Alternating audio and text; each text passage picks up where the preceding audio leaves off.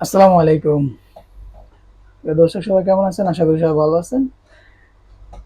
তো আজকে এই ভিডিওতে আমি মালদ্বীপের বিষয় সম্পর্কে আলোচনা করব। বিশেষ করে রিসোর্টের বিষয়গুলো সম্পর্কে আলোচনা করব। যারা রিসোর্টের বিষয়ে আসতে চান বা যারা আসার জন্য অলরেডি ট্যুরিজম এজেন্সির সাথে বা লোকের সাথে কথাবার্তা বলেছেন, তো এই রিসোর্টের বিষয় সম্পর্কে আমি আজকে আলোচনা করব। তো চলুন শুরু করা যাক। তো রিসোর্টে যারা আসছে, অনেকে আসতে চান, অনেকের পরিচিত লোক আছে যারা আসতে চান বা যারা যোগাযোগ করছেন। আমি আসলে মূলত ভিডিওটা করার উদ্দেশ্য হচ্ছে যে অনেকেই মালদ্বীপ ভিসা খোলার পর অনেকেই বিদেশে আসছে বা রিসোর্টের কথা বলে আসছে। আসার পর তাদের সাথে যেটা হচ্ছে সেটা আসলে আমি শুনলাম ভুক্তভোগীদের কাছ থেকে যে তারা কিভাবে প্রতারিত হয়েছে। তো এই যে দালালদের দূরত্ব, এই দূরত্বটা নিয়ে আসলে কথা বলবো, আপনাদের সতর্কতা করার চেষ্টা করব। বর্তমানে যেসব রিসোর্ট গুলো আছে বেশিরভাগ রিসোর্টে কিন্তু দেশ থেকে লোক ডিরেক্ট আনে না, বাংলাদেশ থেকে বিশেষ করে। যে বাংলাদেশ থেকে কোনো লোক আনস্কিল লোক আনে না, কারণ আনস্কিল স্কিল কোনোটাই আনে না। কারণ বাংলাদেশের একটা কোনো প্রসেস নাই যে বাংলাদেশে স্কিল, যারা স্কিল যারা কাজ শিখে মানুষ, যাদের স্কিল আছে তারা মানে রিসোর্টে আসতে পারবে। এরকম অন্যান্য দেশের সাথে যেরকম আছে, যেমন শ্রীলঙ্কা, নেপাল, ইন্ডিয়া, এসব দেশ থেকে কিন্তু আসে। কিন্তু আমাদের দেশের বেলা, বাংলাদেশের বেলা সেটা হয় না।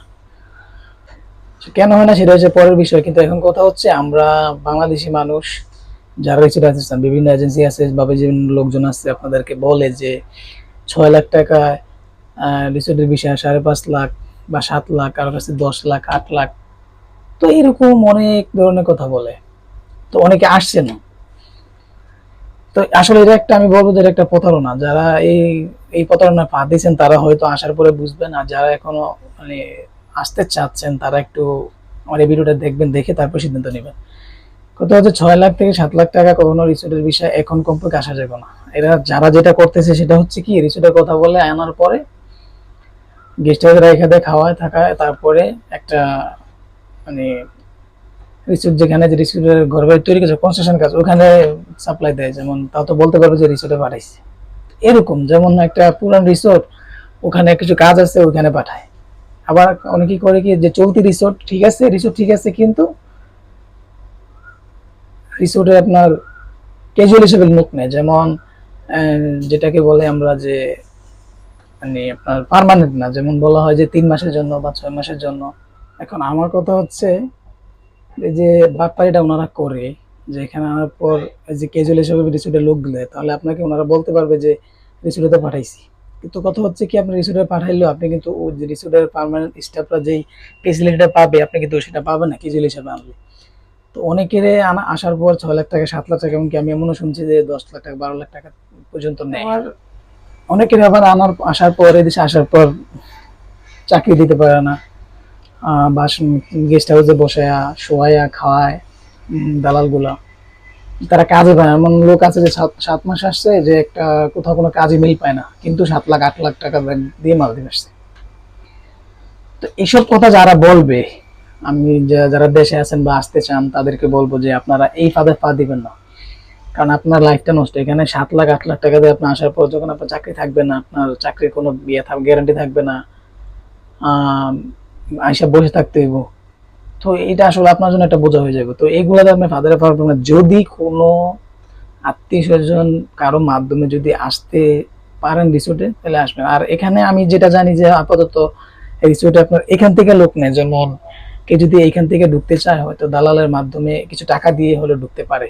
কিন্তু এখন ডিরেক্ট বাংলাদেশ থেকে এভাবে লোক আসে না, এটা আমি আপাতত জানি। যেটা এখন যারা বলে সেটা তো বললাম যে দালালি, তো এটা ওনারা করে থাকবে। ওনারা ওনাদের ফাঁদে না দেওয়ার জন্য আমি আপনাদেরকে অনুরোধ করব যে এইসব ফাঁদে আপনারা পা দিবেন না। এত লাখ টাকা দিয়ে আসার আমি কোনো মানেই দেখি না।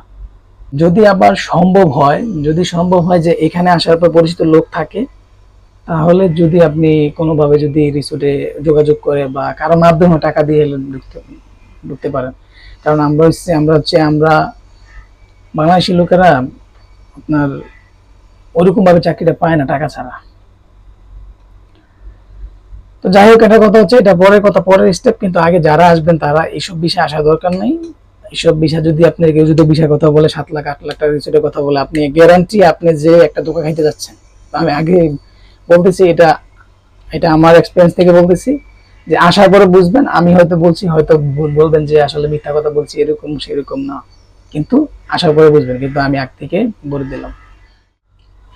সো যারাই এত টাকার রিসোর্টের কথা বলবে যে 6 লাখ 7 লাখ 8 লাখ বা 10 লাখ, এগুলো আসলে দালালি।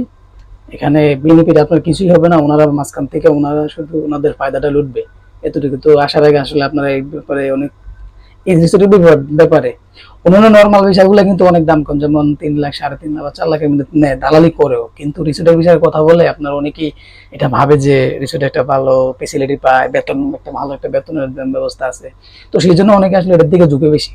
তো ঝুঁক থেকে দেখা যায় 10 লাখ বললে 10 লাখই, 9 লাখ বললে 9 লাখই, মানে রিসোর্টে যাবে ওনারা। তো এইসব মন মানুষের থেকে আসলে আসার আগে যারা এইসব মন মানুষতে আছেন, তারা আসলে চিন্তা ভাবনা করবেন যে এখানে ডাইরেক্ট কোনো বিষয় দেয় না, হয়তো বিভিন্ন মাধ্যমে এদিক ওদিক করে ওনারা তো সেটা ঢুকায়। কিন্তু 8 লাখ 9 লাখ টাকাতে আসার পরে আপনি দেখবেন যে রিসোর্টও নাই, কিছু নাই, আসার পর দেখবেন শুয়ে খাইতে খাইতে হইতেছে, ঘুমাইতে হইতেছে, এতটুকু। তো আশা করি বুঝতে পারছেন। তো তো ভালো থাকবেন, সুস্থ থাকবেন, আবারও কথা হবে নতুন কোনো ভিডিওতে, নতুন কোনো বিষয় নিয়ে। তো তোমরা ভালো থাকবেন, সুস্থ থাকবেন। আল্লাহ হাফেজ।